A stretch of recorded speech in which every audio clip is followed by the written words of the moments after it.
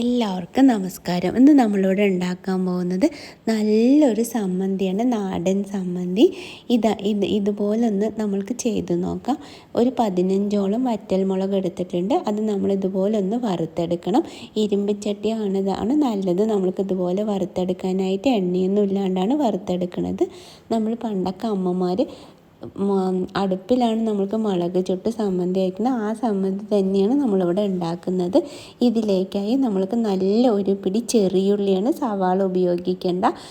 ചെറിയുള്ളിയും ഇതുപോലെ വെളുത്തുള്ളിയും ഒരു ഗോട്ടി പരുവത്തിൽ നമ്മൾ പുളിയും കൂടെ എടുത്ത് വെച്ചിട്ടുണ്ട്.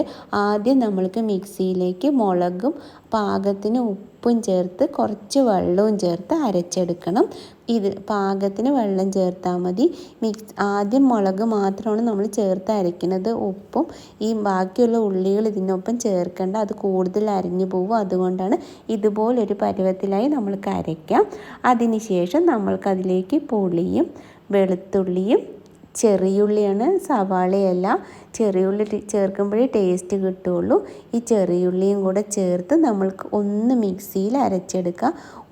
ഒന്നിലിട്ട് അപ്പം തന്നെ നമുക്കിത് ഓഫ് ചെയ്യണം, അല്ലെങ്കിൽ കൂടുതൽ അരിഞ്ഞ ടേസ്റ്റ് ഉണ്ടാവില്ല. നമ്മൾ പെട്ടെന്ന് തന്നെ അരച്ചെടുത്തു. ഇനി നമുക്കിത് വേറൊരു പാത്രത്തിലേക്ക് മാറ്റി കൊടുക്കാം. ഇതിലേക്ക് വെളിച്ചെണ്ണയാണ് ചേർത്ത് കൊടുക്കുന്നത്. നല്ല ടേസ്റ്റിയായ സമ്മന്തിയാണ്. ഇതെല്ലാവരും ഒന്ന് ട്രൈ ചെയ്ത് നോക്കണേ.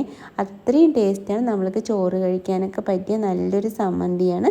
ഇതെല്ലാവരും ഒന്ന് ട്രൈ ചെയ്ത് നോക്കണേ. ഈ ചാനൽ ഒന്ന് ലൈക്കും സബ്സ്ക്രൈബും ചെയ്യണേ. ഒന്ന് കമൻറ്റും കൂടി അറിയിക്കണം.